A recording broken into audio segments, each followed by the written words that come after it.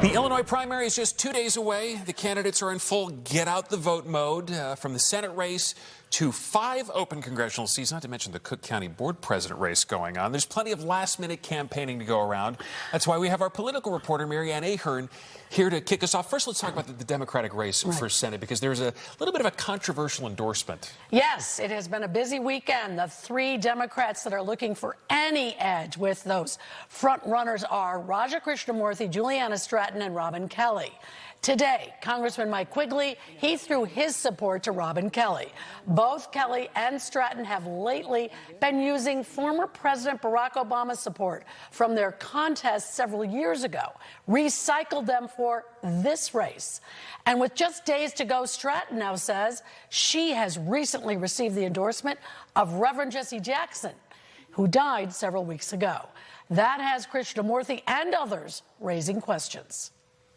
And I was handed this sheet that had all of these personal endorsements of Reverend Jackson, and I was told by Betty Magnus at Rainbow Push that she kind of came over to me and said, I wanted you to know that Reverend Jackson, we all discussed this before he passed. I've talked to a couple of his kids. They don't know anything about it, so I don't know.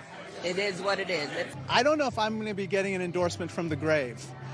Someone was saying they're looking through the history books to decide who should endorse me. But look, I think at this point, again, I think ultimately the endorsement that I seek is from the voters.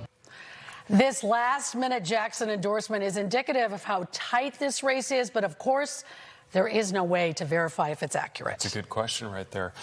Let's talk about Congress right now. You've got 5 open Congress races right now. Early voting turnout, what's that looking like? Well, it is just so rare to have 5 open seats at one time. And so, yes, with dozens of candidates on the ballot, the biggest early voting day is always Monday before the election. So far, the suburbs driven by these open congressional seats have really been stronger than early turnout in the city.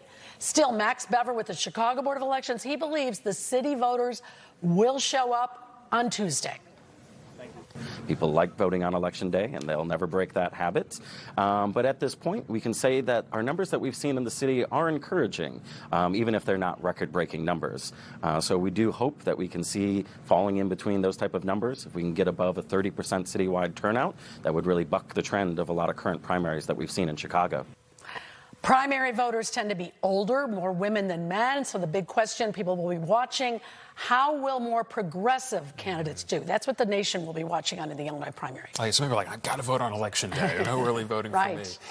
Cook County Board President race, this is a big one. Really, the first time we've seen Toni Preckwinkle face a challenge quite like this. Right, much tighter. She has not faced a very tough fight in the past. They are locked in a tighter race this time. And yes, Preckwinkle, who is also chairman of the Cook County Democratic Party, is running for a 5th term. Riley's message, it's time for a change. This job controls more than 20,000 jobs. But the work is not done, and the stakes are higher than ever. Donald Trump has declared war on us. Within weeks of taking office, his administration sued the governor, the mayor, and me under the guise of immigration enforcement.